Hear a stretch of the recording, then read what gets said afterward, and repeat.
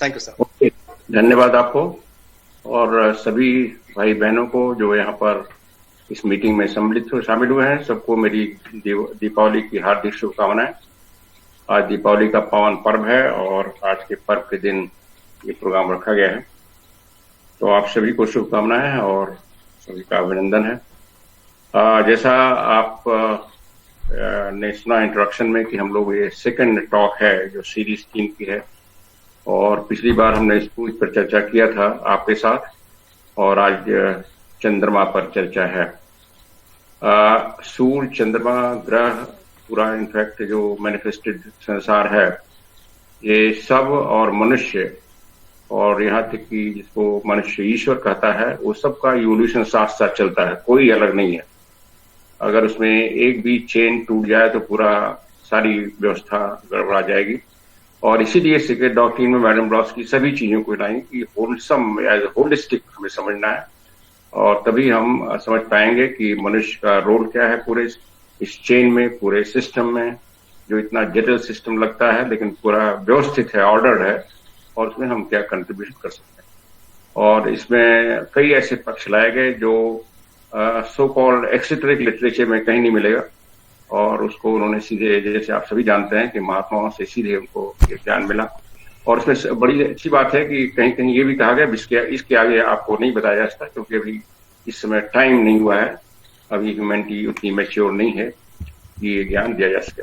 तो इन ये लिमिटेशंस भी हैं, और लेकिन इसके साथ भी काफी हमें बताया गया जो शायद एक साधारण मनुष्य को या इवन विद्वान लोगों को नहीं मालूम हो सकता था। तो आज हम चंद्रमा के बारे में जो कह रहे हैं, वो जैसे देखते हैं आकाश में जितने पिंड हैं उसमें चंद्रमा का ध्यान सभी युगों में मनुष्य का अधिक गया है। उसके कारण है क्योंकि चंद्रमा सबसे नजदीक है, हमारे सभी जितने पिंड हैं आकाश में, जो भी और उपग्रह हैं और ग्रह हैं जितने, सबसे नजदीक है। और इसीलिए ये पहले ही मनुष्य सोचता रहा और जानता रहा कि उसका प्रभाव पड़ता है, जो पृथ्वी पर जीवन है, चाहे वो मनुष्य का जीवन हो, वनस्पतियों का जीवन हो, या कुछ भी हो, उसका प्रभाव पड़ता है। और इसलिए उसके बारे में उत्सुकता रही है जानने की। और जो मॉडर्न खगोल विद्या है, एस्ट्रोनॉमर है, वो भी उसको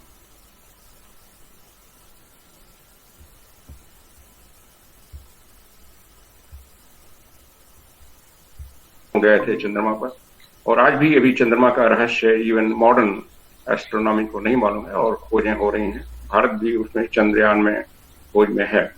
तो और पहले से हमारे जो ज्योतिष के प्रकांड विद्वान थे, ऋषि थे, उन सब ने इस पर काफी खोज किया है और काफी ज्ञान है। उसमें से कुछ ज्ञान सीक्रेट डॉक्ट्रिन में लगा, उसका कुछ अंश आज हम लोग देखेंगे, समझेंगे। तो ये जो चंद्रमा मनुष्य के कई मामलों में इसका प्रभाव पड़ता है, और चंद्रमा को रात की रानी भी कहा गया है। और इसका संबंध सीधे मनुष्य देख सकता है कि समुद्र का ज्वार और भाटा जो आता है पूर्णिमा के दिन और फुल मून के दिन, ज्वार जो आता है समुद्र का, ये मनुष्य ऑब्जर्व करता है और इसमें समझता है कि कहीं न कहीं चंद्रमा का इसमें रोल है। विज्ञान कहता है कि चंद्रमा एक खगोलीय पिंड है जो पृथ्वी की परिक्रमा करता है, पृथ्वी के चारों तरफ घूमता है, और केवल यही पृथ्वी का अस्थायी प्राकृतिक उपग्रह है। जो अर्थ है, जो हमारी पृथ्वी है जिसमें हम लोग हैं, उसका एक अकेला उपग्रह है, सैटेलाइट है। विज्ञान के लिए चंद्रमा की उत्पत्ति अभी भी एक रहस्य है। इवन साइंटिफिक, जैसा होता है कि साइंस भी अभी पूरा अन्वेषण इसका नहीं कर पाया है कि इसके मिस्ट्रीज का, ये चंद्रमा के, हालांकि सबसे नजदीक का हमारा ये पिंड है। आधुनिक विज्ञान चंद्रमा को करीब 4.5 अरब पहले बना हुआ मानता है, 4.5 अरब पहले बना हुआ मानता है। और अधिक लोगों को द्वारा स्वीकार जो उनकी थ्योरी है, जो उनकी हाइपोथेसिस है, उसमें ये बताया गया है कि एक बहुत बड़ा इम्पैक्ट हुआ था, जायंट इम्पैक्ट थ्योरी, ये साइंस बताई गई है, जिसके अनुसार जो खगोली, जो एस्ट्रोनॉमर है, ये मानते हैं कि चंद्रमा का निर्माण उस बचे हुए मलबे से हुआ जो एक दूसरी प्लैनेटरी मिशन ये ग्रह थे, और उसमें एक चंद्रमा निकला और पृथ्वी बनी। वो पृथ्वी से टकराया और फिर पृथ्वी का कुछ मैटर अलग हो गया और वो जो ग्रह टकराया उसका भी कुछ मैटर हो गया, उन दोनों से मिलकर के चंद्रमा बना। तो उसको उन्होंने जायंट इम्पैक्ट थ्योरी कहा है। जो अमेरिका का मिशन अपोलो 11 जो कमांडर के रूप में चंद्रमा पर गए, उनकी सतह पर भी चले 1959 में, और उसके पहले रूस के लोग चले हो चुके थे। इसके बाद चंद्रमा की उत्पत्ति के ज्ञान से में कुछ क्रांतिकारी परिवर्तन हुआ। जब मनुष्य उस पर पैर अपना रखा तो और वहां की चट्टानों के कुछ नमूने लाए गए तो एक नया ज्ञान आया। उन चट्टानों का जो रासायनिक विश्लेषण किया गया उसमें और पृथ्वी में जो रसायन पाए जाते हैं उसमें समानता पाई गई, और इसलिए वैज्ञानिक अपनी उस थ्योरी को और भी पुष्ट मानने लगे कि जो उस जायंट इम्पैक्ट में जो पृथ्वी का मलबा था उससे चंद्रमा बना, उसको कंफर्म मानने लगे। और ये जो परिकल्पना प्रस्तुत की गई थी आपस में टकराने की, उसको वो और स्थिर हुआ। इस सिद्धांत को एक अमेरिकी ज्योतिष भौतिकी जो रॉबिन क्रप ने भी प्रतिपादित किया था। तो कहने का ये संक्षेप में यह है कि मॉडर्न जो साइंस है, एस्ट्रोनॉमी है, वो इसको यही थ्योरी भी मानती।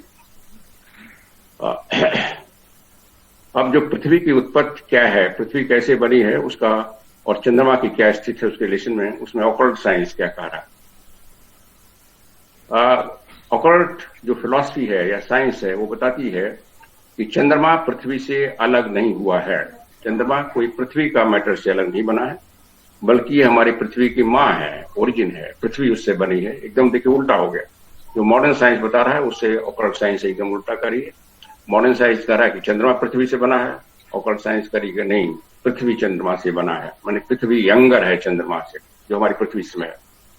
चंद्रमा पृथ्वी से बहुत अधिक पुराना है, ये ऑकल्ट साइंस का सिद्धांत है। और पृथ्वी का जो एग्जिस्टेंस है, अस्तित्व है, चंद्रमा के कारण हुआ है।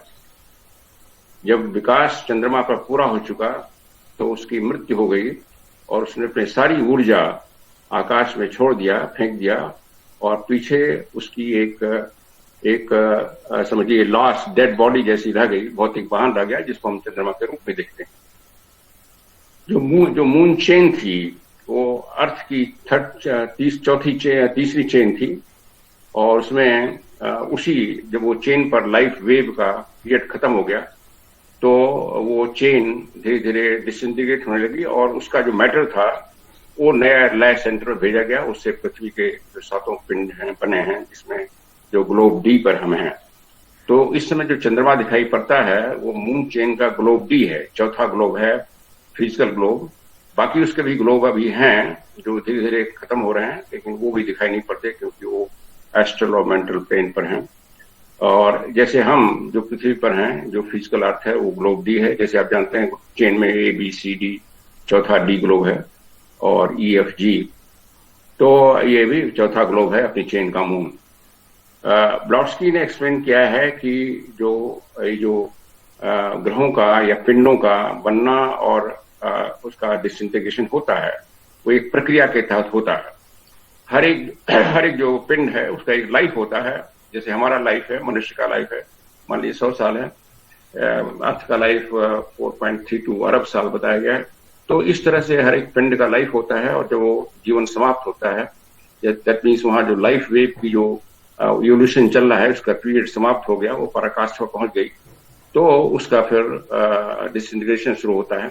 और उसी के मैटर से एक जो नए लय सेंटर बने, जीरो स्टेट सेंटर, जो एक तरह से न्यूक्लियस हैं, वहां पर भेज दिए जाते हैं और वहां पर सारा फिर घनीभूत होना शुरू हो जाता है, नए पिंड बनने शुरू हो जाते हैं।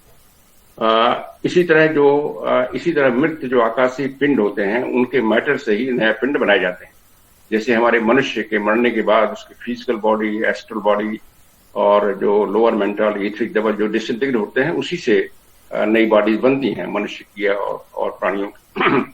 क्योंकि कोई मैटर कभी नष्ट नहीं किया जाता, matter is also eternal, matter का एक भी कण नष्ट नहीं किया जाता, इसीलिए मैटर से बार बार एक नए फॉर्म बनाए जाते हैं, चाहे वो ग्रहों के पिंड फॉर्म हो, चाहे मनुष्य का देह हो, चाहे पौधों का देह हो, सबका। यह इस तरह सभी संसार के आकाशीय पिंड एक दूसरे से उत्पन्न होते हैं। जिसको एक उपमा में समझाया गया है, इसको एक कहानी में समझाया गया, ये भी सीक्रेट डॉक्ट्रिन में कहानी लाई गई है कि आकाशीय पिंडों की उत्पत्ति की तुलना एक फायर के फेस्टिवल से की गई है, जिसमें पिलग्रिम हैं, तीर्थयात्रियों के समूह हैं, और जिसमें 7 तपस्वी हैं जो 7 प्रज्वलित एक छड़ी को लेकर के मंदिर के में से निकलते हैं, और वो अपनी छड़ी को अपने सिर के चारों तरफ घुमाते हैं, और उससे बाकी जो तीर्थयात्री हैं उससे उनकी चिंगारी लेते हैं, और वो भी उनकी छड़ी चमक जाती है, जैसे एक तरह से दीपदान हो गया, इस तरह से।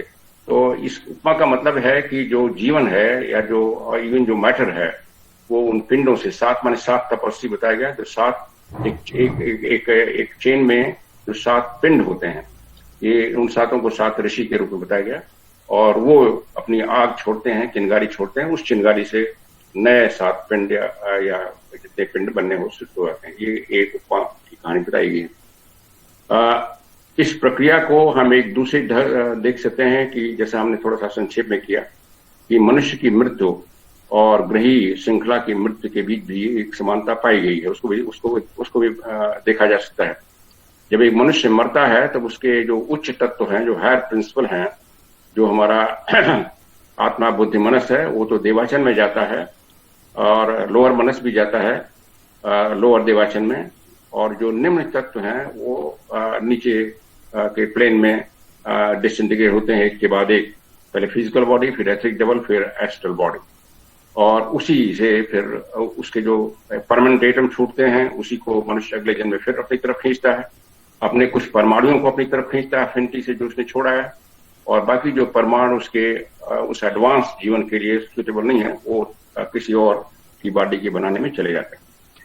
तो मनुष्य के मनुष्य इस तरह से मनुष्य की जो बॉडी का व्हीकल का निर्माण बिल्कुल उसी तरह होता है जैसे पिंडों का निर्माण होता है एक दूसरे से, और उसी प्रकार चंद्र श्रृंखला के जो पिंड हैं वो जब डिसइंटीग्रेट होने के बाद अपनी ऊर्जा को आकाश में छोड़े, उसी से हमारा पृथ्वी का ये पिंड बना है। ऑकल्ट साइंस फिलॉसफी आगे बताता है कि जो विजिबल सन है वो एक तरह से हमारी पृथ्वी का उपग्रह केवल इस सेंस में है, नॉर्मली सैटेलाइट माना जाएगा छोटा है, बट केवल इस सेंस में है कि वो हमारे पृथ्वी के चारों तरफ घूमता है। उसका भी एक कारण आगे बताया जाएगा क्यों घूमता है। और लेकिन ये चूंकि जैसे बताएगा ये पृथ्वी से पुराना है, और ये पृथ्वी पर इसने अपनी सारी जो ऊर्जा और अपने तत्व भेजा है जिससे पृथ्वी का निर्माण हुआ है। जो विजिबल चंद्रमा है वो अपनी शक्ति और ऊर्जा को पृथ्वी पर ट्रांसफर करके अब स्वयं एक तरह से सोल लेस हो गया है, उसकी कोई सोल नहीं है, जो आध्यात्मिक तत्व हैं उसके बाहर आ गए हैं, निकल गए हैं, और वो एक तरह से लाइफ लेस हो गया है। Life less in the sense कोई उसमें आबादी नहीं है, उसमें कोई जीवन नहीं है, उसका अपना जीवन है क्योंकि हर एक कोई डेड मैटर है नहीं है, लेकिन उस पर कोई दूसरा जीवन अब पनप नहीं रहा है, उस पर कोई मनुष्य की आबादी, जानवर की आबादी, पेड़ पौधे की आबादी नहीं है। और फिर भी उसको एक डेड और एक लिविंग बॉडी दोनों कहा जाता है, dead and living. Dead in the sense जिस पर कोई और लाइफ नहीं है, और लेकिन वो स्वयं में अभी लिविंग है। जैसे कहा गया मनुष्य की मरने के बाद उसकी लॉस भी जिंदा रहती है, उसके जो जहां उसके जो पार्टिकल हैं वो जो बिखरते हैं उससे मोशन होता है, जहां मोशन हुआ लाइफ है, तो लाइफ है, केवल प्राण शक्ति निकल गई है। इसी तरह से उसके बारे में बताया गया। सीक्रेट डॉक्ट्रिन में हम पढ़ते हैं कि चंद्रमा अपने जो इनर उसके तत्व हैं अर्थात मानसिक और आध्यात्मिक तत्वों के संबंध में ही मृत है, क्यों उससे अलग हो गए हैं। जैसे मनुष्य जब मरता है तो वो इन द सेंस उसको हायर जो प्रिंसिपल्स निकल गए हैं इसलिए मरा हुआ माना जाता है। किंतु भौतिक रूप से चंद्रमा भी सक्रिय है, वह एक सेमी पैरालाइज शरीर के समान है, जैसे अर्धपंग हम हो जाते हैं उस तरह से है। जो इसके हायर एलिमेंट्स हैं वो इससे अलग हो गए हैं, और यह वास्तव में एक मृत ग्रह है उस सेंस में, जो पृथ्वी के साथ खींचता है, पृथ्वी के साथ खींचता है, पृथ्वी इसको खींचती है अपने साथ क्योंकि पृथ्वी का गुरुत्वाकर्षण से ज्यादा है। लेकिन यह विघटन की प्रक्रिया में आधी दूरी पर है। चंद्रमा का साइज पहले बहुत बड़ा था, जैसे पृथ्वी है वो धीरे डिसइंटीग्रेट होकर इस साइज में आ गया, अभी पृथ्वी से काफी छोटा है और करीब करीब आधा विघटन हो चुका है और रिमेनिंग उसका बिल्टन डिसइंटीग्रेशन धीरे धीरे और हो रहा है। उसके विज्ञान इस बात को संतोषजनक व्याख्या देने में अक्षम है कि क्यों शुक्र और बुध के उपग्रह नहीं है। शुक्र और बुध इन दोनों ग्रहों के कोई सैटेलाइट नहीं है। उसका कारण है कि विज्ञान के पास केवल एक भौतिक कुंजी है, जबकि गुह्य दर्शन के पास एक प्रतीक को समझने के लिए 7 कुंजियां हैं। गुह्य दर्शन उत्तर देता है कि शुक्र और बुध के पास उपग्रह नहीं है, उसके सैटेलाइट नहीं है, किंतु उनके जनक थे। जैसे पृथ्वी का जनक जो चंद्रमा है, उसी तरह उनके भी जनक थे, उनके भी प्रेडिसेसर प्लैनेट थे। और वो जब ग्रह 7वें राउंड में पहुंचे हैं तो वो ग्रह पूरी तरह डिसइंटीग्रेट हो रहे हैं, उनके पुराने जो ग्रह थे। इस तरह से बुध और शुक्र अपने 7वें राउंड में हैं, इसलिए उनके जो सैटेलाइट थे या उनके जो प्रेडिसेसर थे, जनक थे, उनके जो माँ थी, जो उपग्रह, वो डिसइंटीग्रेट हो गए हैं। और जब ये पृथ्वी हमारी 7वें राउंड में पहुंचेगी, अभी 4थे राउंड में हम लोग, तो चंद्रमा जो चंद्रमा दिखाई पड़ा वो भी पूरी तरह विलीन हो जाएगा, डिसइंटीग्रेट हो जाएगा। तब हमारी पृथ्वी एक नई चेन का चंद्रमा बनेगी, 5वीं चेन का। दूसरे शब्दों में ऐसा प्रतीत होता है कि शुक्र और बुध के वर्तमान में कोई चंद्रमा या उपग्रह नहीं है, और ऐसा लगता है कि इसमें इसलिए दोनों ग्रह इस 7वें परिक्रमा काल में हैं। दैट मीन्स उन पर जो मानवता है वो हमसे, पृथ्वी से बहुत एडवांस्ड है, जो बुध और शुक्र पर बताया जा रहा है। लेकिन कुछ और ग्रहों पर एक से ज्यादा उपग्रह हैं, उसके बारे में भी विज्ञान शांत है, और इसमें ऑकल्ट साइंस में भी उसके बारे में अभी ज्यादा नहीं बताया गया है। उसके भी कई कारण हो सकते हैं। अब हम चंद्रमा की जो फेजेज हैं, जो कलाएं हैं, उसके बारे में देखें क्या बता रहा है।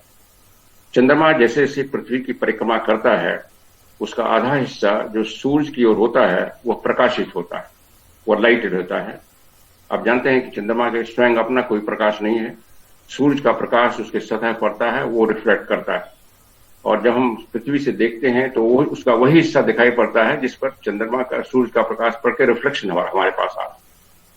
चंद्रमा के प्रकाशित हिस्से के विभिन्न आकार जो पृथ्वी से दिखाई देते हैं, वो अलग अलग दोनों की जो सापेक्ष स्थिति है, उसके कोण से अलग अलग साइज के उसके जो प्रकाशित दिखते हैं, और इसलिए हमें चंद्रमा का जो फेज या उसका आकार घटता बढ़ता दिखाई पड़ता है। उसकी जो प्रत्येक कला जो है 29.5 दिनों बाद फिर से आती है, रिपीट होती है 29.5 दिन बाद। चंद्रमा का एक रोचक चक्र है, मेटोनिक चक्र कहलाता है। एक मेटन थे साइंटिस्ट, उन्होंने काफी स्टडी किया चंद्रमा के रिवोल्यूशन का और उसके अपने धुरी पर चलने का। उन्होंने ये कंक्लूजन किया कि करीब 19 वर्षों में, 19 वर्ष पूरा होने के बाद जो नवीन और पूर्ण चंद्र है, न्यू ऑन फुल मून है, वो फिर पूरा चक्र लगा के उसी सौर दिवस को पहुंचते हैं 19 वर्ष बाद। इसलिए 19 वर्ष को उन्होंने इसको मेटोनिक ईयर कहा गया। चंद्रमा अपनी जो जर्नी है, अपनी जो यात्रा है, उसको 27 दिन में करता है। 27.322 है। इसको एक ट्रॉपिकल चंद्रमास कहा गया है, ट्रॉपिकल ल्यूनर मंथ कहा गया है। और इसका मतलब है कि चंद्रमा 27 दिन में या 27.322 दिनों में तारों की उसी पृष्ठभूमि में आता है, फिर से आता है, और इसी को एक महीना चंद्रमास कहा गया है। और लेकिन इसमें दूसरा प्रभाव है कि जो चंद्रमा की कलाएं हैं, जो फेजेस हैं, उसका कारण है कि हम पृथ्वी से चंद्रमा के उस हिस्से को जो सूर्य द्वारा प्रकाशित होता है कि अलग अलग कोणों से देखते हैं, और जैसे जैसे यह पृथ्वी की चारों तरफ घूमता है, इस तरह इसका दिखाई देने वाला आकार सूर्य के बाबत चंद्रमा की स्थिति पर निर्भर करता है।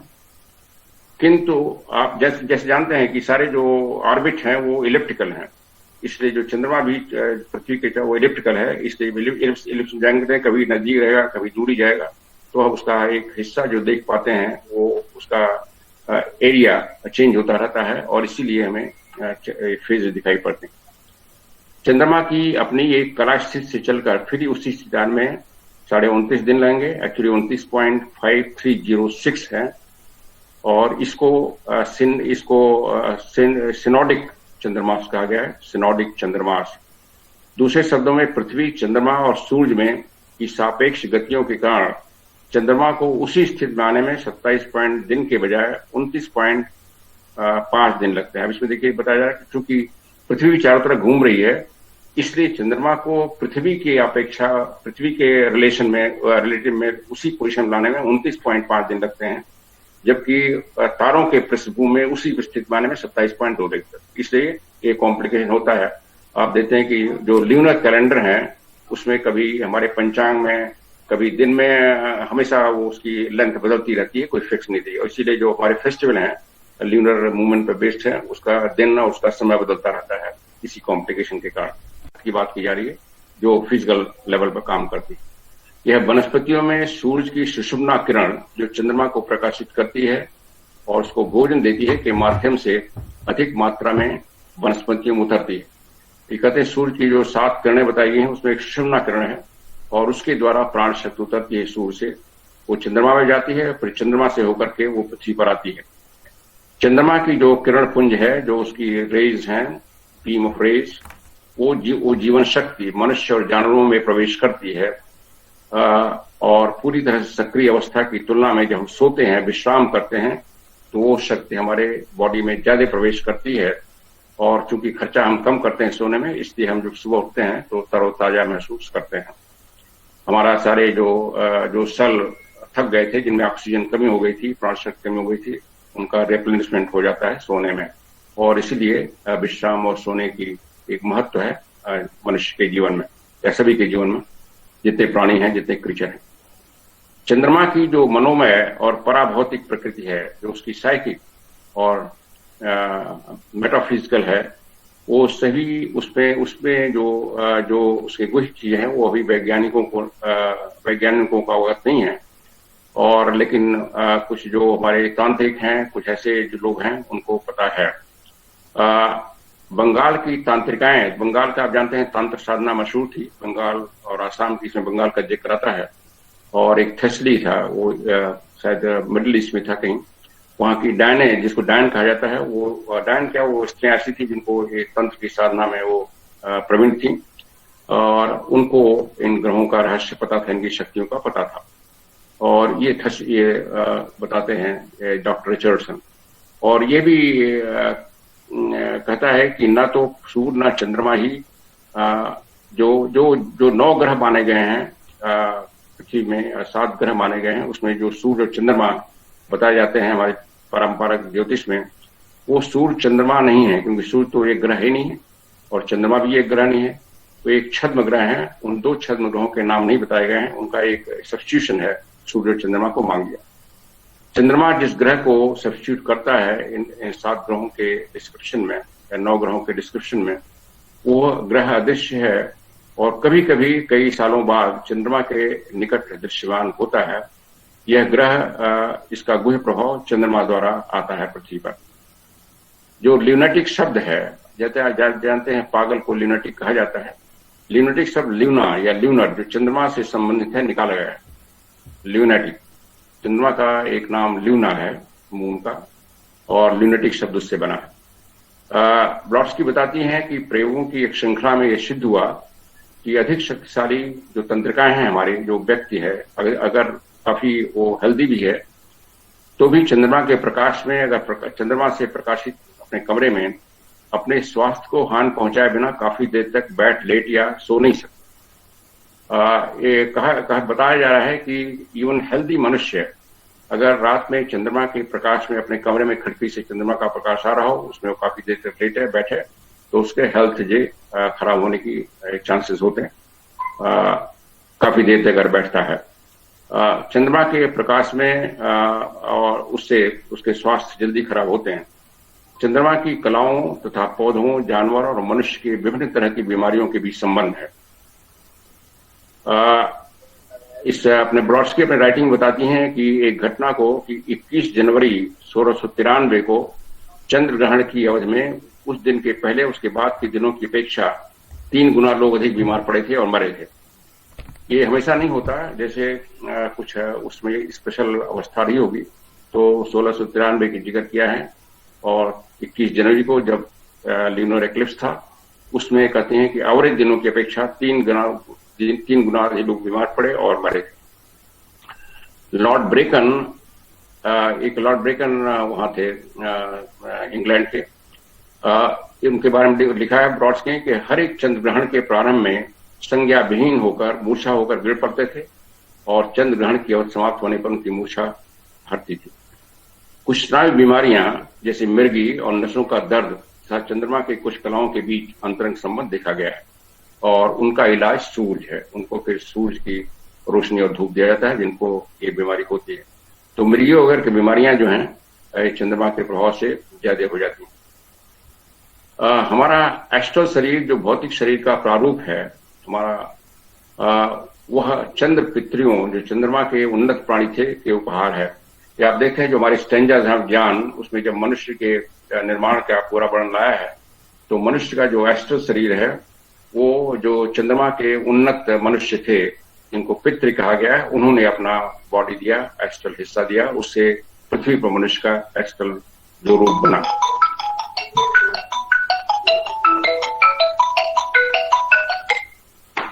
अब ये मीटिंग है, अभी बात नहीं करेंगे।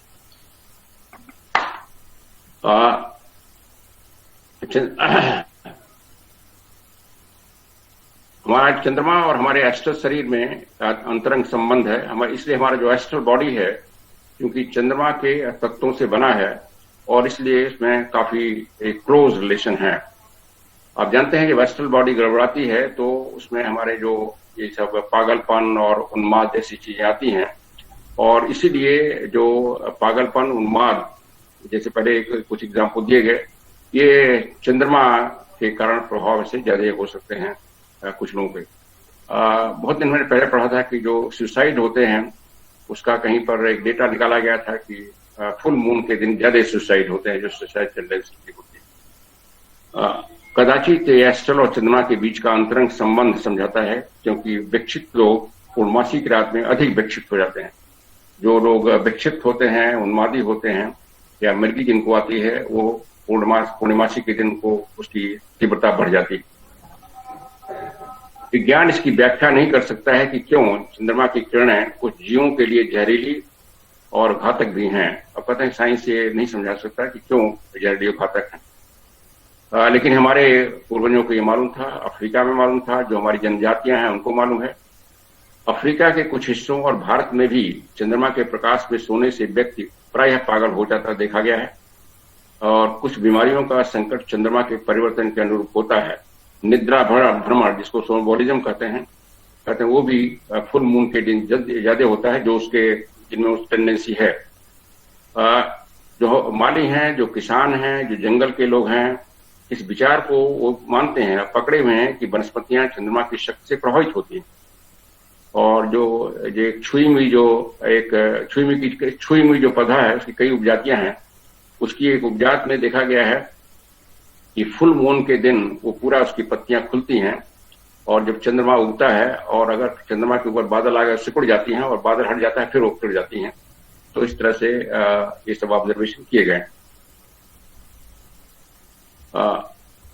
एस्बेस्टस जो है उससे एक इनकम्बस्टिबल धागा बनाया जाता है और उसके कई असाधारण तत्व हैं, उससे तेल भी निकाला जा सकता है और उसका रहस्यमय प्रयोग एक बताती हैं कुछ लामा और हिंदू सिद्धों के पास है, जो बुद्ध और हिंदू सिद्ध हैं जो हिमालय में रहते हैं। जब इसके तेल में जब इस तेल को एस्बेस्टस के तेल को शरीर में मला जाता है तो वो आदमी बिना अपने बॉडी को कोई हानि पहुंचाए वो एक तेज अग्नि में प्रवेश कर सकता है। तो उसकी जलने से मृत्यु नहीं होगी अनलेस वो धुएं से उसकी सांस खत्म हो जाए, सांस में उसमें फूल जाए, जिससे उसकी नुकसान हो सकता है, लेकिन जलने से कोई मृत्यु नहीं होगी। इसी तेल का एक दूसरा गुण है कि इसको एक पदार्थ जिसका नाम अभी बताने की परमिशन नहीं है, ब्रॉडसी कहती है अभी हमें बताने की परमिशन नहीं है, उसको मिला करके, लेकिन वो मालूम है जो सिद्ध लोग हैं उनसे मिला करके अगर वो बनाया जाए और चंद्रमा के प्रकाश में रखा जाता है तो उसमें बैक्टीरिया जैसे जीव पैदा होने शुरू हो जाते हैं जो बाद में बढ़ते हैं। या इसमें बताया गया अनवेल में, जैसे एक लाश से पदार्थ के कण निकलते हैं उसी तरह चंद्रमा से भी छोटे और जहरीले प्रभाव बराबर निकलते रहते हैं। जैसे डेड बॉडी जैसे बताया गया उसकी डिसइंटीग्रेट हो रही है तो उसके कण कण निकालते हैं वो पृथ्वी तक आते हैं। इन कणों में पूरी सक्रियता और विनाशकारी जीवन होता है। इस प्रकार चंद्रमा में का उद्भव लाभकारक और हानिकारक दोनों है। चंद्रमा के इस ड्यूअल जो उद्भव है, एमिनेशन है, उसको पृथ्वी पर कब्रिस्तान से तुलना की है मैडम ब्रॉस की। जैसे कब्रिस्तान में आप जानते हैं कि जो लाशें गड़ी रहती हैं वो सड़ती हैं और उससे एमिनेशन निकलते हैं। वहां पर जो अगर मनुष्य रहे तो उसका स्वास्थ्य खराब हो सकता है, कोई जिंदा जानवर रहे, लेकिन वो उद्भव वहां की वनस्पतियों के लिए बड़े ही फायदेमंद होते हैं। और ये करें कि कब्रिस्तान में जो वनस्पतियां आप देखेंगे तो ज्यादा हरी भरी, ज्यादा जूसी और ज्यादा उनका ग्रोथ दिखाई पड़ेगा। आप ये समझ सकते हैं जैसे खाद है, सड़ी हुई गोबर का खाद होता है, वो मनुष्य के जीवन या जानवरों के जीवन के लिए अच्छा नहीं होगा, लेकिन पौधों के लिए अच्छा माना जाता, अच्छा होगा, पौधे उसमें अच्छी करते हैं। तो इसी तरह जो चंद्रमा का जो ये कण और निकलते हैं, जो रोशनी निकलती है, उससे जो वनस्पतियों के लिए फायदा है वो, लेकिन मनुष्यों और जानवरों के लिए वो नुकसानदेह है। इसलिए डुअल इफेक्ट है ये। धार्मिक अनुष्ठान में चंद्रमा का दो तरह से प्रयोग किया गया। अब धार्मिक अनुष्ठान के बारे में आ रहा है कि हम लोग धर्म में, आप जानते हैं सभी हमारे हिंदू धर्म में और तमाम पारंपरिक धर्मों में चंद्रमा को देवता, कहीं देवी मान के पूजा की गई है अलग अलग तरह से, उसका थोड़ा सा जिक्र आया है इसमें। धार्मिक अनुष्ठानों में चंद्रमा का दो तरह से प्रयोग किया गया है। बाह्य उद्देश्यों, जो एक्सोटेरिक रिलीजियस प्रैक्टिस हैं, उसमें एक देवी के रूप में और रूपक और संकेत में एक देव के रूप में, कहीं कहीं एक गॉडेस के रूप में और फिर कहीं गॉड के रूप में, कहीं मेल के रूप में, कहीं फीमेल के रूप में। ऑकल्ट साइंस में इसको एक लिंग विहीन शक्ति माना गया। जो ऑकल्ट साइंस है इसको न मेल मानती है न फीमेल मानती है। नॉन सेक्सुअल एक शक्ति मानती है। जैसा शक्ति बताया गया इसके प्रभाव पड़ते हैं, लेकिन उसमें कोई मेल और फीमेल बात की चीज नहीं है, न कोई देवी देवता है। लेकिन इसका जो प्रभाव पड़ता है उसका अच्छी तरह से अध्ययन करना होता है, क्योंकि उससे लोग डरते हैं, जानते हैं उसका प्रभाव पड़ता है और इसलिए उसको जानना चाहिए। सोम या चंद्रमा गुहे रहस्यों में से रहस्य है, कारण इसके बहुत मिस्ट्री ऑफ मिस्ट्री है चंद्रमा का, और ये अच्छाई की अपेक्षा बुराई का अधिक प्रतीक है। अब देखिए ये बिल्कुल पारंपरिक विश्वास से उल्टा हो गया। अगर आप देखें हमारा जो लिटरेचर है, कवि लोग हैं और हमारे जो पूजा पाठ की पद्धति है, उसमें चंद्रमा को ज्यादा लाभदायक माना गया है, लेकिन वही साइंस मानता है कि लाभ के बजाय ज्यादा अधिक हानि का प्रतीक है। चंद्र कलाओं के बारे में द सीक्रेट डॉक्ट्रिन सिखाती है कि उसकी 7 कलाएं को 3 खगोलीय घटनाओं और 4 शुद्ध मानसिक अवस्थाओं में बांटा गया। 7 की संख्या का चंद्रमा से निकट संबंध है, 7 की संख्या जो है, और इसका एक एसोटेरिक प्रभाव या ऑकल्ट प्रभाव हमेशा पड़ता है। चंद्रमा जो है अपनी भूलों की प्रकृति के गुही पक्ष को दिशा निर्देश करती है, जबकि सूर्य व्यक्ति जीवन का नियंता और कारक है। सूर्य जो है हमारी जो फिजिकल जो बॉडी की प्राण शक्ति देता है, चंद्रमा के थ्रू, जैसे पहले बताया गया। हमारी जो हायर प्रिंसिपल्स हैं, जो स्पिरिचुअल सन, जो पिछले हमने टॉक में चर्चा की था, उसका प्रभाव पड़ता है। लेकिन हमारी जो साइकिक है, जो एस्ट्रल है, जो हमारी फीलिंग्स हैं, उस पर चंद्रमा का प्रभाव पड़ता है। चंद्रमा द्वैत प्रतीक है, डुअल है, पुल्लिंग और स्त्रीलिंग, तथा अत्यधिक जटिल और कई अर्थों का भी प्रतीक है। उदाहरण के लिए हिंदू लोग चंद्रमा को राजा सोम भी कहते हैं, और चाल्दिया के लोग सिंध, जबकि दूसरे राष्ट्रों के चंद्रमा एक स्त्री देवी के रूप में मानी गई हैं, उनकी पूजा की गई है। जैसे कि वहां पर चंद्रमा को देवी डियाना, ल्यूना, आर्टेमिस, लीचिया तमाम नामों से पुकारा गया है, और उनको एक गर्भधारण और शिशु जन्म की अधिष्ठात्री देवी मानी गई हैं उन कल्चर में, उन सभ्यताओं में, इजिप्ट में, और ये चाल्डियन सभ्यता थी। ब्रॉड्स्की कहती हैं कि चंद्र देवियों को हमेशा शिशु जन्म से जोड़ा गया है, हमेशा बर्थ से जोड़ा गया है इन मून गॉडेसेस को, और चंद्रमा का गर्भधारण और फेकंडेशन से वही संबंध है। ये हमारे यहाँ भी लोगों को पता है, और लेकिन ये मनोविज्ञान को नहीं मालूम है, साइकोलॉजिस्ट नहीं समझते हैं, और इसलिए हम सब इन विचारों को ये सब हम लोग तमाम लोग अंधविश्वास मानते हैं। जब चंद्रमा को एक पुरुष देव के रूप में दिखाया जाता है, जैसा कि हिंदुओं के सोम जिनको बुद्ध, जिनका पुत्र बुद्ध या प्रज्ञा माना गया है, जो गुह्य ज्ञान के संबंध में है। बाद में चंद्रमा को स्त्री देवियों जैसे डियाना, आइसिस, जूनो आदि से जोड़ दिया गया है। यह कहती हैं, ब्लॉट्सकी कहती हैं कि यदि चंद्रमा के गुह्य गुणों और संतान उत्पत्ति और उसके अदृश्य प्रभावों को बता दिया जाता, तब शायद हम लोग आबादी के विस्फोट के डरते नहीं, इसलिए कि चंद्रमा और उसके संयोजन गर्भधारण को निमित्त करते हैं। इस प्रकार कुछ अवस्थाओं में यदि एक पुरुष और स्त्री संभोग करते हैं तो इससे कोई संतान की उत्पत्ति नहीं होती और यह स्टेराइल पीरियड होता है। किंतु जो इस ज्ञान को इस अवधि में संयोग के लिए प्रयोग करते थे उनको पापी माना जाता था। लेकिन वो कहती हैं कि पुराने दिनों की पाप में माना गया था, अर्थात संतान उत्पत्ति के डर से जिस यौन संबंध के लिए चंद्रकलाओं का ज्ञान का प्रयोग आजकल के यौन संबंध में जो अपराध हो रहे हैं उससे तो बेहतर ही था। मिश्र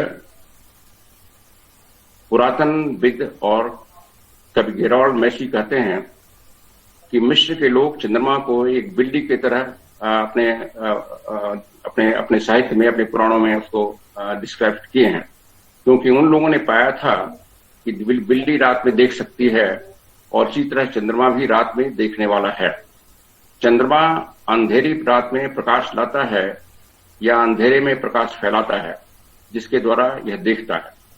मुहावरे के रूप में जब चंद्रमा को एक पुरुष देव के रूप में जैसे कि सोम बताया जाता है, तो वह प्रज्ञा या सर्वज्ञता का प्रतिनिधित्व करते हैं। मिस्र की देवी पस्त को बिल्ली के सिर वाला दिखाया गया है और वह चंद्रमा को दर्शाती हैं। मिस्र में बिल्ली कई कारणों से पवित्र मानी जाती है जी, जैसे कि चंद्रमा के प्रतीक के रूप में, ओसिरिस की आंख, या रात में सूर्य के रूप में। रात में सूर्य की ओर से चंद्रमा देखते हैं और इसलिए देवी पस्त के रूप में चंद्रमा या बिल्ली बुराई के सांप या अंधकार को देखती हैं और उसको दबाती हैं। पस्त को जोड़ने वाला और अलग करने वाला तत्व माना गया है। उनका आदर्श है दोषी को दंड देना और मालिन्य को हटाना। मिस्र में ओसिरिस को एक सांड के सिर वाले पुरुष से प्रदर्शित किया गया है, जबकि उनकी पत्नी आइसिस को एक गाय के सिर वाली स्त्री से प्रदर्शित किया गया है। उनको सूर्य या चंद्रमा से संबंधित दिखाया गया है। गाय और स्त्री दोनों का प्रसव काल एक ही है, जो 280 दिन का है और यह 4 सप्ताह वाले 10 चंद्रमास के बराबर होता है। इसलिए गाय को एक स्त्री का प्रतीक वहां बताया गया। चंद्रमा को देवी डियाना भी कहा गया है, जो एक सर्वदा प्रकाश देने वाली कुमारी आर्टेमिस, जिसका प्राचीनतम दिव्यताना है और जिसका शाब्दिक अर्थ है उत्सर्जित करने वाला, पैदा करने वाला। मैंने चंद्रमा को बता रहे हैं हर एक कल्चर में ये बर्थ से जोड़ा गया है। क्रेतन दिव्यताना की तरह एक जादुई पौधा दिव्यताना के माला पहनती हैं, जो सर्वदा हरा रखने वाला पौधा है और जिसके स्पर्श से सोनम्बुलिज्म, स्वप्न निद्रा भ्रमण होता है और इसका इलाज भी होता है। ब्लॉट्सकी बताती हैं कि पुराने दिनों में दुष्ट बुरी आत्माएं चंद्रमा के विरुद्ध लड़ी हैं। ये पौराणिक कहानियों में है। पारंपरिक मूर्ति पूजक प्रथाओं में चंद्रमा को अजगर से संबंधित बताया गया, जिसमें कन्या या मडोना को शैतान के ऊपर खड़े हुए दिखाया गया है और जिसको उनके पैर के नीचे कुचलकर शक्तिविहीन कर दिया गया है। इस अजगर के सिर और पूंछ, जो पूर्वी खगोल विद्या में चंद्रमा का ऊपर जाते हुए और नीचे जाते हुए नोट्स हैं, उनके द्योतक हैं और ये प्राचीन यूनानी प्रथाओं में 2 सांपों के प्रतीक के रूप में इनको दर्शाया गया है। ज्योतिष शास्त्र में पृथ्वी और चंद्रमा की कक्षाओं के कटाव के बिंदुओं को राहु और केतु का नाम दिया गया। ये कोई भौतिक ग्रह नहीं है, उनको छाया ग्रह कहा जाता है क्योंकि उनका कोई मटेरियल एग्जिस्टेंस नहीं है, ये केवल एक स्थान है। चंद्रमा की प्रकृति जो नेचर है द्वैत है, डुअल है, एक जीवन और प्रज्ञा देने वाला और दूसरा मारक और विनाशक है। जो अज्ञानी लोग हैं उनके एक धारा के रूप में प्रतीत होता है और जो द्वैत प्रतीक का है, एक जीवन और प्रज्ञा देने वाला और दूसरा घातक है, जैसा पहले बताया गया। वह जो पहले को दूसरे से अलग कर सकता है, जैसा कि कालहंस दूध को पानी से अलग करता है, वह एक महान प्रज्ञा का एक विद्वान होता है और वो उसको समझ सकता है। अधिकतर जो हमारे जो ब्राह्मण धार्मिक अनुष्ठान पूर्ण चंद्र से संबंधित हैं, और जो मजिशियन है, जो तांत्रिक लोग हैं, वो उनके जो न्यू मून है, जो अमावस्या से उनकी सारी साधनाएं होती हैं। उसी तरह जब पतित मनुष्य या जो मजिशियन है, तांत्रिक है, अपनी दुष्ट वृत्ति को पूर्णता प्राप्त करता है, तो उसके सभी बुरे कर्म, सभी बुरी प्रेरणाएं उसके ऊपर चंद्रमा के अंधेरे पक्ष की ओर से अधर्म की राक्षसी सेना की तरह टूट पड़ती हैं। जो मजिशियन है या दोगप्पा, इसको तिब्बत में दोगप्पा कहा गया इन लोगों को, वो अंधेरे पक्ष का ज्ञान विज्ञान उनको मालूम होता है, और वो अपने अनुष्ठानों में हमेशा अमावस्या के दिन करते हैं, जब पितृ का हितकारी प्रभाव अपने न्यूनतम उतार पर होता है। जबकि जो ब्राह्मण लोग हैं, दूसरी तरफ अपनी पितृ द्वारा प्राप्त ऊर्जा को जो पूर्णमासी के दिन करते हैं, वो अपने हितकारी प्रयोजन के लिए करते हैं, मानवता की भलाई के लिए। यह प्राकृतिक और धार्मिक विज्ञान है, जिसका रहस्य पर अभी अज्ञानी भीड़ की कलुषित आंखों के सामने रूपक और प्रतीकों द्वारा उसको छिपा दिया गया है, इस डर से कि इनका गलत प्रयोग करके इनको दूषित न कर दिया जाए। आधुनिक विज्ञान इसकी खोज में अभी विफल रहा है। चंद्रमा का संस्कृत में एक नाम सोम है, ये हम सभी जानते हैं, और यह ब्राह्मणों में एक रहस्यमय पेय का नाम भी है। आप सोमरस का नाम सुने होंगे हमारे पुराणों में, हमारे धार्मिक साहित्यों में। इन दोनों का संबंध है, चंद्रमा और सोमरस का। सोमरस एक फिजिकल भी हो सकता था, और लेकिन जो गुह पक्ष है, उसका मतलब है जो सोम से जो प्रज्ञा वो ऋषि प्राप्त करते थे उसकी साधना से, वो सोमरस था। एक सोमरस को पीने वाला अपने को चंद्रमा के उजले पक्ष के साथ सीधे संबंध बनाने की कोशिश करता है। उजला पक्ष में उसके जो उन पितरियों का जो ज्ञान भंडार है, इस प्रकार अपने आशीर्वाद प्राप्त पुरखों के केंद्रीय जो बौद्धिक ऊर्जा है, उसको प्राप्त करने का वो प्रयास करता है। चंद्रमा का स्त्रियों से संबंध, उनके गर्भधारण और शिशु जन्म का ज्ञान हमारे पुरातन लोगों को था। यहोवा को चंद्रमा और शिशु जन्म से जोड़ा गया है। यहोवा माने यहूदियों के जो गॉड हैं, देवता हैं। हिंदू, ब्राह्मण और बौद्ध लोग सूर्य और चंद्रमा, पुल्लिंग और स्त्रीलिंग, सूर्य को पुल्लिंग और चंद्रमा को स्त्रीलिंग मानते हैं कभी कभी पुराणों में, के प्रभाव से अत्यंत जटिल सिद्धांत रखते हैं। स्त्रियों पर चंद्रमा का प्रभाव अच्छी तरह जाना जाता है, ऐसा चुंबकत्व पर सभी प्राचीन लेखक लिखते हैं। जो स्त्रियों की मनोदशा होती है, साइकिक होती है, उस पर चंद्रमा का ज्यादा प्रभाव पड़ता है। बौद्ध लोग नीलम पत्थर का बहुत आदर करते हैं, और यह प्रत्येक दूसरे देश में भी ल्यूना को पवित्र था। जो नीलम पत्थर है, इसको पवित्र माना जाता है, और ये जो ल्यूना देवी थी, इनको भी ये पवित्र माना गया था। इसका भी थोड़ा सा बताया जा रहा है। यह विश्वास कुछ वैज्ञानिक तत्वों पर आधारित है, न कि केवल निराधार अंधविश्वास है। वे इसमें पवित्र जादुई शक्ति बताते हैं। इसका पालिश किए हुए सतह से निद्रा भ्रमण की असाधारण घटनाएं होती हैं। जो प्रिज्म के रंग होते हैं का वनस्पतियों के विकास पर विभिन्न तरह के प्रभाव पड़ते हैं, और विशेष रूप से नीली किरण का प्रभाव अच्छा होता है। जनरल फ्रियांस्टन द्वारा किए गए प्रयोगों से सिद्ध हुआ कि नीली किरण जो सबसे अधिक विद्युतीय है, सबसे अधिक इलेक्ट्रिक है, इलेक्ट्रोमैग्नेटिक, उसके प्रभाव में जानवरों और पौधों का विकास एक जादुई तरीके से काफी तेज होता है। कबाला लोग ये पुराने यहूदी के पुराने लोग थे। अपने मध्य स्वभाव को चंद्रमा के सीधे संपर्क में रखते हैं, और हरी किरण स्पेक्ट्रम के अन्य तो उसका उपयोग करते हैं। जो हरी किरण जो है, नीली जो हरा रंग है स्पेक्ट्रम में, वो बीच वाला है, बैलेंस में रखने के लिए। आधुनिक खोजों ने भी नीले और बैंगनी प्रकाश जो प्रिज्म स्पेक्ट्रम का 7वां किरण है, के में आश्चर्यजनक गुण पाए हैं, जो सबसे शक्तिशाली रासायनिक है और जो संगीत के पैमाने पर उच्चतम स्वर है। रोसीक्रूस का सिद्धांत, रोसीक्रूस से एक डीपर फिलॉसफी है, जिसमें जो एडवांस मेसनरी बेस्ड है, उसमें पूरा विश्व एक संगीत का यंत्र माना गया है, म्यूजिकल इंस्ट्रूमेंट माना गया है। यह पाइथागोरस के म्यूजिक ऑफ स्फेयर्स के सिद्धांत के अनुसार है। ध्वनि और रंग में सभी आध्यात्मिक संख्याएं आती हैं।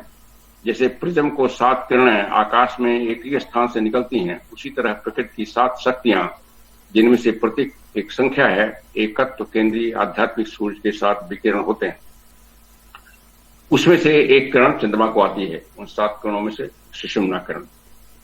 प्लूटार्च कहते हैं कि जीवात्मा शरीर से अलग होने के पश्चात जब वो अकेला होता है तो एक स्वप्न की तरह शीघ्रता से उड़ता है। ये अलग अलग फिलोसफर वर्णन किए हैं। एक ग्रीक फिलोसफर का इधर ही है। जीवात्मा आत्मा द्वारा बनाया जाता है और वह स्वयं चारों तरफ के प्रभाव को लेते हुए शरीर को रूप देता है और बनाता है। ये थियोसॉफी में भी है। इस तरह यद्यपि यह आत्मा और शरीर से अलग होता है, फिर भी लंबे समय तक इसकी एक आकृति रहती है, इसका एक रूप रहता है जब तक वो एस्ट्रल प्लेन में रहता है, जिससे वह अपने प्रतिबिंब को वापस ला सके। चंद्रमा इन जीवात्माओं का एक तत्व होता है, क्योंकि जीवात्माएं उसमें अर्थात चंद्रमा से मिल जाती हैं, जैसे मृत मनुष्य का शरीर पृथ्वी में मिल जाता है। ये लोग बिना अपने को कष्टप्रद मामलों में उलझाते हुए वास्तव में शांत और दार्शनिक जीवन जीते हैं, सच्चरित्र जीवन जीते हैं, ईमानदार रहते हैं, वे जल्दी मिल जाते हैं। क्योंकि जीवात्मा और आत्मा से अलग होकर वे अपने सांसारिक भावनाओं का प्रयोग नहीं करते। देखिए, ये हमारे उपनिषदों में दो मार्ग बनाए हैं मृत्यु के बाद, चंद्रमार्ग और सूर्य मार्ग। तो जो कॉमन मनुष्य है, मेजॉरिटी ऑफ मनुष्य जो जन्म मृत्यु के चक्कर में रहते हैं, वो चंद्रमा की ओर जाते हैं। ये भी रूपक है। दैट मीन्स वो एस्ट्रल प्लेन में जाते हैं और लोअर मेंटल प्लेन में फिर वापस आते हैं। तो वो चूंकि एस्ट्रल प्लेन चंद्रमा का रूपक माना गया है, तो उसको हमारे पुराणों में या भगवद गीता में उपनिषद में कहा गया चंद्रमा, चंद्र को जाते हैं। 6 दिनों का सप्ताह और सभा या 7 दिन की अवधि अत्यंत पुरातन काल से है। अब इसको थोड़ा सा भी चंद्रमा से जोड़ा जा रहा है। भारत में चंद्र त्योहारों का मानना दिखाता है, जैसे आप जानते हैं हमारे सभी त्योहार जो हैं ल्यूनर पीरियड पर हैं, और इवन मुस्लिम में भी कई जितने पारंपरिक पुराने धर्म हैं उसमें सभी। और ये बताया गया है कि हमारे साप्ताहिक बैठकें पहले लोग करते थे। प्रत्येक नए चौथाई समय में, नया चौथाई समय, आप जानते हैं 2 पक्ष हैं, एक उजला पक्ष, अंधेरा पक्ष, बीच का जो 7वां होता है उसको अच्छा माना गया है, और उसमें जो विद्वान लोग अपनी मीटिंग और बैठकें जो डिस्कशन के लिए करते थे। प्रकृति की गुप्त शक्तियों का प्रतिनिधि बनने के लिए और अदृश्य संसार से संपर्क बनाने के लिए गुप्त विज्ञान के सिद्ध मनुष्य इस संक्षिप्त के प्रिज्मेटिक दिनों के अत्यंत शक्तिशाली 7वें दिन मिलते हैं। ये रीजन दिए हैं कि 7वां दिन जो काफी उसमें जो ये प्रभाव रहेगा, उस दिन जो कुछ किया जाएगा उसका प्रभाव ज्यादा आएगा, डीपर मनुष्य पर उसका ज्यादा प्रभाव पड़ेगा। और इसलिए ये प्रथा थी कि 7वें दिन या दोनों पक्ष के बीच का दिन जो है उस पर वो सब बैठकें की जाती हैं, डिस्कशन किया जाता था। संख्या 7 का महत्व इसलिए नहीं है कि वह ईश्वर या देव का विश्राम दिवस है। ये जैसे इसमें जुडाइज्म में सब्बात, उस दिन कहा जाता है कि ईश्वर ने 6 दिन में निर्माण किया सृष्टि का, 7वें दिन विश्राम किया, इसलिए 7वें दिन छुट्टी बनाई जाती है। कहते हैं वो इसका मतलब नहीं है 7वें दिन का। 7वें दिन का केवल मतलब है कि उस दिन जो है जो शक्तियां होती हैं, दिव्य शक्तियां अपने उच्चतम पोटेंसी में होती हैं, और उसके द्वारा हम लोग उसका लाभ ले सकते हैं। और इसलिए प्राचीन काल के ऋषि इसी 7वें दिन प्रकृति की गुप्त शक्तियों को प्राप्त करने के लिए धार्मिक क्रिया करते थे। और यह तथ्य जो बुद्धपरस्त दार्शनिक द्वारा संख्या 7 को बहुत आदरणीय और पवित्र मानने का कारण है। पाइथागोरस के सिद्धांत का जो टेट्राक्लिट है, जिसका प्लेटो के अनुयायी आदर करते थे, वह एक त्रिभुज के नीचे रखा हुआ चतुर्भुज था। इसमें त्रिभुज अदृश्य विशुद्धात्मा है जो उसके त्रियामी अस्तित्व को बताता है, और इसको इतना पवित्र माना गया था कि पूजन स्थान के दीवारों में बाहर इसका नाम लेना भी मना था। भारत के इतिहास के पुरानी कथाओं में, अब देखिए भारत और इजिप्ट की बार बार जिक्र करती हैं चार्डिया की कि ये सब पुरानी सभ्यताएं हैं, तो इसमें क्या इसमें प्रथाएं थी, इन सब के बारे में लाया जाता। भारत की पुरानी कथाओं में दर्शन है कि 2 राजवंश जो अब समय की रात में गायब हो चुके हैं। इनमें से पहला राजवंश जो सूर्य वंश कहलाता था, वह अयोध्या के में शासन करता था, और दूसरा चंद्रवंश जो चंद्रमा से संबंधित था, वो उसका राजधानी प्रयाग थी, प्रयाग में शासन करता था। वह जो जीवन और मृत्यु का स्वामी है, उसकी सार्वभौमिक अदृश्य उपस्थिति के प्रतीक के रूप में सूर्य और उसकी ज्वलंत जीवनदानी किरणों को उचित प्रतीक के रूप में याद किया जाता था और माना जाता था। इस महान आदिम विश्वास का सबसे पहले का नैतिक पतन उन राजाओं को सूर्य और चंद्र देवता के विश्वास में हो गया। कहते हैं वो एक रूपक था कि चंद्रमा और सूर्य दोनों प्रभाव डालते हैं मनुष्य पर, और लेकिन उसको बाद में उन वंश के राजाओं को वो देवता मानने लगा, ये उसमें उसका पतन हो गया, डिग्रेडेशन हो गया। पुराने समय में बेबीलोन, अब बेबीलोन भी एक पुरानी सभ्यता थी, बेबीलोन उस रास्ते में पड़ता था जिसमें हिंदू लोग, उस समय तो हिंदू नाम नहीं था लेकिन भारत के लोग समझ लिए, हिंदू लोगों के प्रयास होता था, प्रवास होता था कि महान धारा चलती थी। जो भारत के प्राचीन लोग थे वो मिडिल ईस्ट और यूनान तक जाते थे, तो वो रास्ते में पड़ता था बेबीलोन। जैसे वहां के लोग उसी रास्ते से, आप जानते हैं अलेक्जेंडर भी बेबीलोन होकर भारत आया था, तो मेन हाईवे था, मेन एक पाथवे था। और इसीलिए बेबीलोन के लोग भारत के ज्ञान से काफी प्रभावित हुए थे। वहां के जो खल्दी ट्राइब है वो चंद्र देवता के उपासक थे, और ये चंद्र देव की उपासना का जो प्रैक्टिस थी वो भारत से उनको बताई गई थी। जो भारत के लोग गए थे उनको बताए थे। ये लोग ड्यूस ल्यूनस या चंद्र देव के 3 कलाओं के देव के रूप में पूजा करते थे। कुर्द लोग अभी भी हैं, आप जानते हैं इराक में हैं और सीरिया में हैं। वो भी अपने को ये भारत के जो हम लोग हिंदू लोग हैं उनसे क्लोज मानते हैं और उनसे एसोसिएशन अपना मानते हैं। कुर्द लोगों का एक कबीला अपनी अग्नि पूजा के आदतों के लिए जाना जाता है। सूर्योदय और सूर्यास्त के समय उनके घुड़सवार उतरते हैं और सूर्य की तरफ एक धीरे से प्रार्थना करते हैं, जबकि हर एक अमावस्या के दिन वे पूरी रात एक रहस्यमय अनुष्ठान करते हैं। इसमें ये बताया कि अमावस्या और पूर्णमासी के दिन अनुष्ठान करने की प्रथा प्राचीन सभ्यताओं में रही है। भारत में, बेबीलोन में, इजिप्ट में, जो ये इजराइल उस समय का जो था उसमें ज्योतिषी प्रतीक में चंद्रमा पर्सनालिटी का प्रतीक है, सोल है, और इसके विपरीत जो सूर्य है वो हमारी इंडिविजुअलिटी का प्रतीक है। सूर्य भौतिक घटना प्रायः नैतिक, बौद्धिक तथा आध्यात्मिक दशाओं को प्रतिबिंबित करती है। सूर्य ग्रहण किसका प्रतीक हो सकता है? सूर्य का भौतिक ग्रहण होता है जब चंद्रमा पृथ्वी और सूर्य के बीच आ जाता है। आप जानते हैं सीधे आता है और सूर्य का प्रकाश कट जाता है। यदि हम चंद्रमा को एक शिष्य या किसी अन्य की तरह से लें, समझें, जो सत्य के प्रकाश को परावर्तित करता है, रिफ्लेक्ट करता है और उसको अपने सहजीवियों तक पहुंचाता है। सत्य के प्रकाश का प्रतीक सूर्य को माने।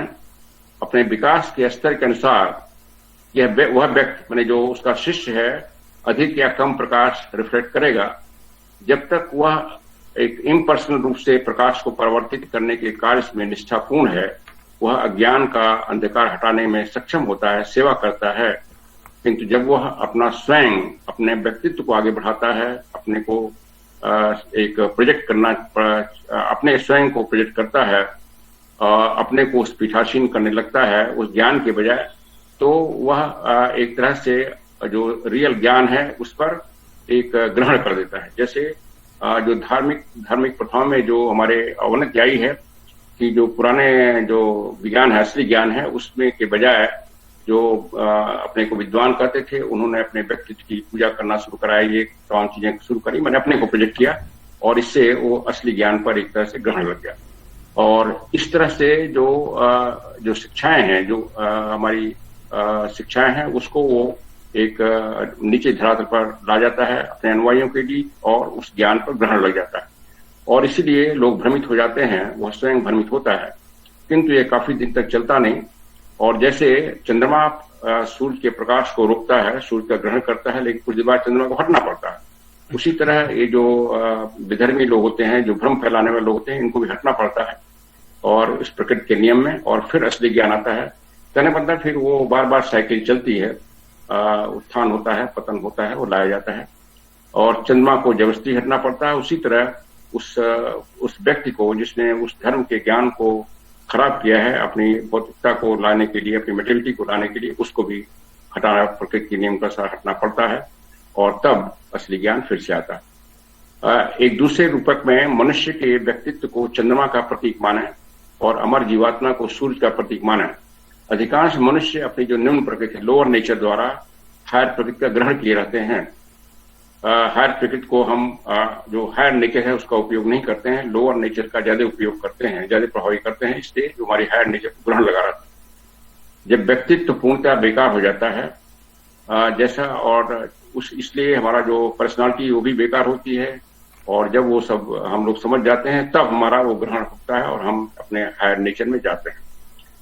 हमें अपने व्यक्तिगत को इतना शुद्ध करना चाहिए व्यक्तित्व को कि हमारा जो अंतरात्मा है, जो हायर सेल्फ है, जो सूर्य है, उसका प्रकाश हमारे लोअर नेचर के द्वारा बाहर हो हमारे सांसारिक व्यवहार में।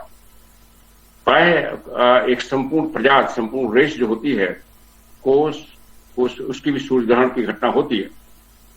जब उसका व्यक्तित्व अंतरीय प्रकाश को अवरुद्ध करता है, जैसा चौथी अटलांटियन रेस के साथ हुआ था, जब उन्होंने अपनी मूर्तियों की पूजा करना शुरू कर दिया था विशालकाय मूर्तियां बनाकर, और भौतिकवादी और विषयी हो गए थे।